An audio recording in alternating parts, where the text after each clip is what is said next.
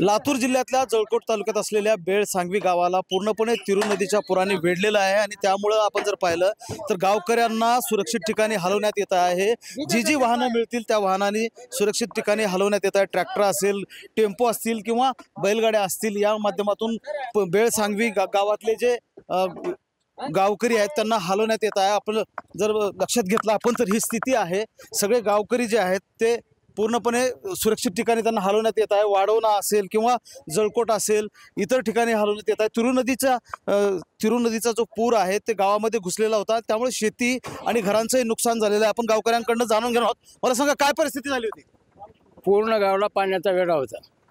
पाण्याचा वेढा असल्यामुळे पुरामुळे बरंचसं नुकसान झाले। शेतीतले सगळे वाहून गेले, नदी दुतर्फा धावले, नदी दुसऱ्या साईडनं पडले, बंधारे वाहून गेलेले आणि पिकाचं पूर्ण नुकसान होऊन गेलं। म्हणजे पूर एवढा आला की नदीनं मार्ग बदलला, पात्र मोठं झालं। पात्र मोठं आहे, नदी ओव्हरफ्लो झाल्यामुळे पात्रच बदलून गेला। म्हणजे ही स्थिती आहे बेळसांगवी गावच्या। पूर्णपणे गावाला जो आहे तो वेढा पडलेला होता। इथले काही तरुण आपल्यासोबत त्यांच्याकडनं जाणून घेत। मला सांग बाळा, काय स्थिती झालेली आहे? वातावरण खराब आहे, पाण्यामुळे पार झालेला आहे, नदीचा पूर महापूर आलेला आहे मोठा।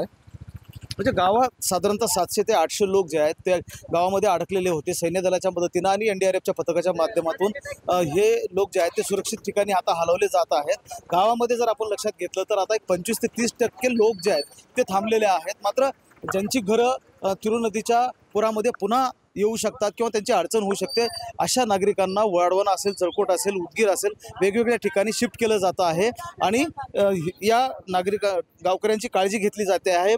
तिरू नदीचा फटका जो आहे तो पुन्हा या भागाला बसू नये या पद्धतीनं आपण जर लक्षात घेतलं तर वाईट अवस्था जी आहे ती तिरू नदीच्या पुरानं बेळसांगवी गावाची झालेली आहे। महेंद्र जोंधळे, TV9 मराठी, लातूर।